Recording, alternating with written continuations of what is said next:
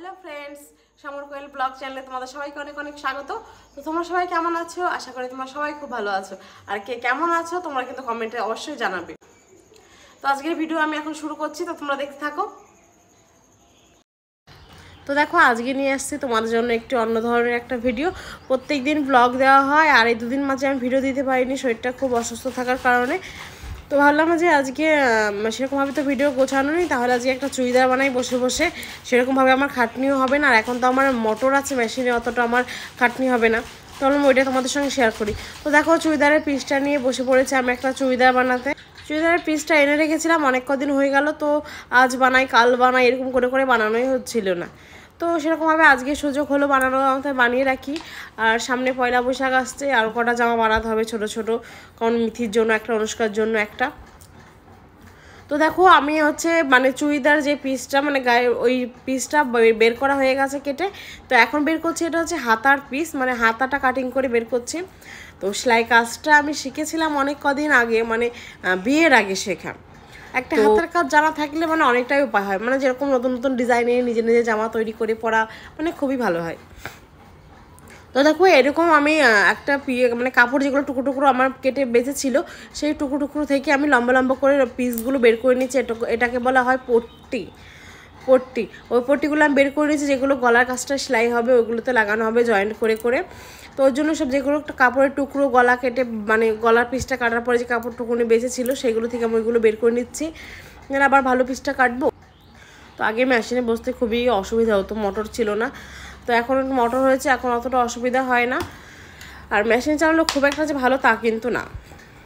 তো দেখো, আমার সব কিছু পুরোপুরি সব কিছু কাটিং হয়ে গেছে, সব কিছু রেডি করে নিয়ে আমি দেখো রাত্রেবেলা, বিকেলবেলা বসার টাইম পাইনি। বিকেলবেলা মানে সন্ধ্যের আগে আগে আমি বিকেলবেলা কাটিংটা করে রেখে দিয়েছি, সন্ধ্যের আগে আগে করে রুটি করে নিয়েছি, রুটি সিমই, কারণ বাবু সিমই খেতে চেয়েছিল। তো সন্ধ্যের সময় আমি রান্নাটা করে নিয়েছি, রান্না করে নিয়ে দেখো আমি রাত্রেবেলা মেশিনে বসে পড়েছি। রাত্রেবেলা বলতে এখানে 7:30 কি 8টা বাজে মনে হয়, 8টার সময় মেশিনে বসে পড়েছি আমি। আর পাশে কিন্তু আমার টিভি চলছে, টিভির কথাগুলো মানে শুনছি আর মেশিনে কাজ করছি। তো দেখো, মেশিনে প্রথমে কাজ আমি সুতোটা জড়িয়ে নিলাম, আর যেই কাপড়গুলো ছিল টুকরো টুকরো করেছিলাম সেইগুলো আমি জয়েন্ট করে নিয়েছি পট্টিগুলো। আর এটা মানে যেটা সেলাই করে নিচ্ছি দু সাইডে, এটা মানে পেছনের চেন কভার, মানে চেন হবে যেখানে পেছনটায় পিঠে, চেনটাকে এটার সঙ্গে জয়েন্ট করে নিতে হবে। তো মেশিনের কাজে আগে আমি না অনেক কিছু শিখেছিলাম, ছেলেদের শার্ট, ছেলেদের half pant, blouse, kurti, nightie, churidar, মানে নাইটিটা শিখিনি, চুড়িদার, ব্লাউজ এগুলো শিখেছিলাম। তো তার মধ্যে ছেলেদেরগুলো মানে প্র্যাকটিস না করতে করতে ওগুলো ভুলে গেছি। তো আমার যেটা দরকার সেটাই আমি চেষ্টা করতাম সবসময়, তো সেটা এখনও মনে আছে।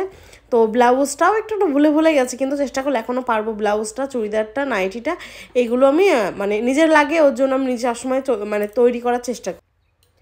তো সেলাই মেশিনে আমার সার্টিফিকেটও আছে, সেলাই মেশিনে কাজ আমি শিখেছিলাম বিয়ের আগে। আমাদের ওখানে ক্লাব থেকে শেখানো হয়েছিল, 3 মাসের কোর্স ছিল। তো 3 মাসের জন্য আমি এটা শিখেছিলাম, তো কাজটা কমপ্লিটও করেছিলাম, আমার সার্টিফিকেটও আছে। তো সেলাই কাজটা কি এখন ভাবছি যে নিজের মানে একটা সময় বুঝে নিজের একটা দোকান ঠোকান বা যাই হোক একটা কিছু করার চেষ্টা। তো আবার দুদিন না খুব একটু কাজের চাপ হয়ে যাবে মেশিনে। তো পয়লা বৈশাখ চলে এসছে, আমি বললাম আমার কাছে অনেক কটা সিট কাপড় আছে।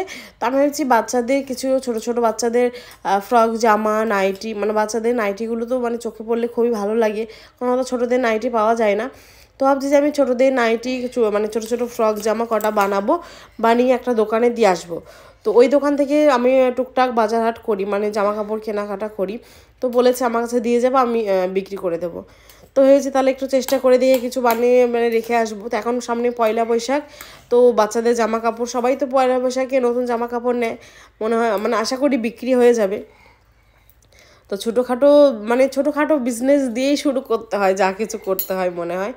তো আমিও চেষ্টা করছি, দেখা যাক এরকমভাবে মানে কতটা চলে। তো সেরকমভাবে না আমি বানিয়ে নিজে করার চেষ্টা করব কিছু।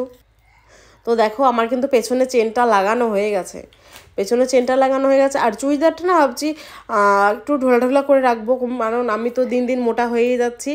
আর খুব টাইট ফিট কিন্তু আমার পরতে ভালো লাগে না, খুব টাইট ফিট পরতে আমার খুব একটা মানে অস্বস্তি হয়, ওর জন্য একটু ঢিলা ঢিলা করে রাখবো। আর চুড়িদারটা খুবই লং করবো, কারণ আমি মোটা হয়ে যাচ্ছি, মানে একটু শর্ট শর্ট পরলে একদম গোল গোল লাগে এরকম একটা, তার জন্য ভাবছি এবার একটু খুবই লং করবো।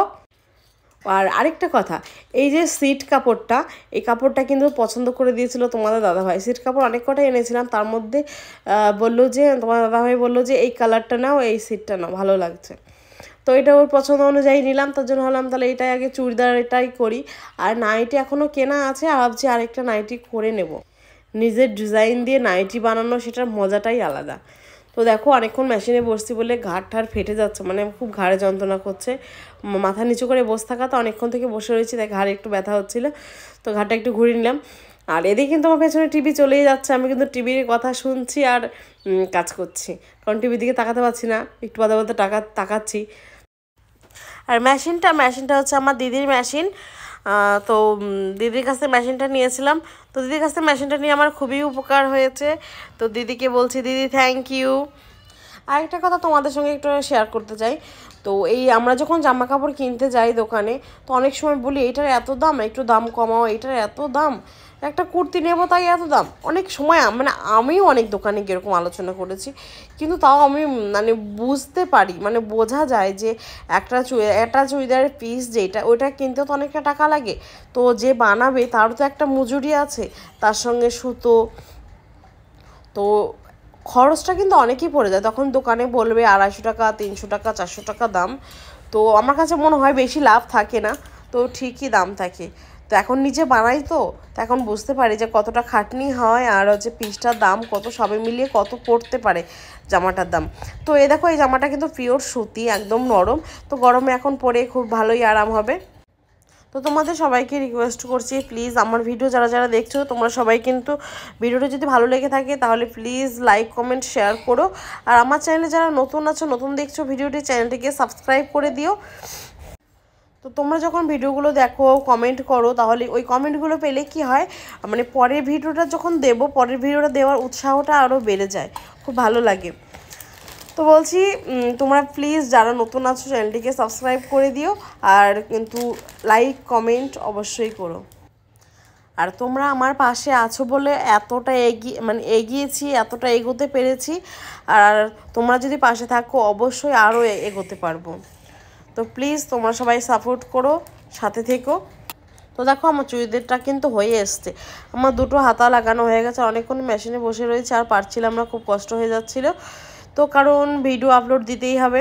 তো দেখো পুরো জামাটা রেডি হয়ে গেছে, শুধু একটু কতটা মারতে হবে, আমি তো নর্মালভাবে সেলাই করে নিয়েছি একটু ঢিলা ঢিলা করে, তারপরও যদি একটু মারতে হয় মেরে নেব। তো দেখো কেমন লাগছে বলো। আর হাতাটা কিন্তু আমি গ্লাস হাতা করেছি, 3/4 হাতাটা এখন অতটাও ভালো লাগে না, ওই জন্য গ্লাস হাতা করে নিয়েছি, দু সাইডটা মেরে নিয়েছি। আর নিচের সাইডে হচ্ছে কালো পট্টিটা যেটা আছে পার কাজটা, ওটার জন্য খুব ভালো লাগছে। আর বুকের কাছে যে সেলাইটা দিয়েছি ওখানে হচ্ছে কিছু বোতাম, মানে 2-3টে বোতাম লাগিয়ে দেবো, তাহলে জিনিসটা খুবই সুন্দর হবে। তো একটা সমস্যা কি, কালারটা একই রকম, তো যদি ওইটাকে ওখানে যদি আমি একটু কালো কালার দিয়ে করতাম তাহলে বেশি ফুটতো, ভালো লাগতো। গলার কাছে যদি একটা কালো পট্টি দিতাম তাহলে বেশি ভালো লাগতো। তো আমার কাছে কালো পট্টি আনা ছিল না, যেটা ছিল সেটা হচ্ছে মানে অন্য ধরনের কাপড়, লিওন কাপড়, তো ওটা দিলে সেট হতো না, ভালো লাগতো না। তো নর্মাল চুড়িদার, নর্মাল ডিজাইন হালকা, এটাই ভালো লাগছে। তো আমি দেখো বোতামগুলো সব কিছু দিয়ে দেখছিলাম যে কোনটা ভালো লাগে না লাগে। তো যখনই আমি বোতামগুলো দিচ্ছিলাম তখনই তোমার দাদাভাই ফোন করলো, ভিডিও কল করেছিল, দিয়ে বললো কী করছো, তো আমি তখন আমি এই বোতামগুলো লাগাবো বলে তৈরি হচ্ছিলাম, তো বললো যে ওই কালারের বোতামগুলো দাও, খুব ভালো হতো। তো আমি চেয়েছিলাম সাদা কালারের গোল গোল বোতামগুলো দিতে, তো সেইগুলো আমার কাছে ছিল না, ওর জন্য ওই বোতামগুলো দিতে বাধ্য হলাম।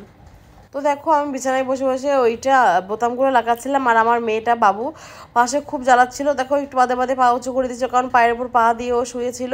আর ক্যামেরা দেখলে ও একটু স্থির হয় না, কুটুর কুটুর এটা সেটা করেই যাবে, সামনে যাবে, মুখ দেখাবে, জিভ বের করবে, ওর আগাগোড়া নাটক এটা। তো দেখো ফাইনালি পুরো ভিডিওটা কেমন লাগছে।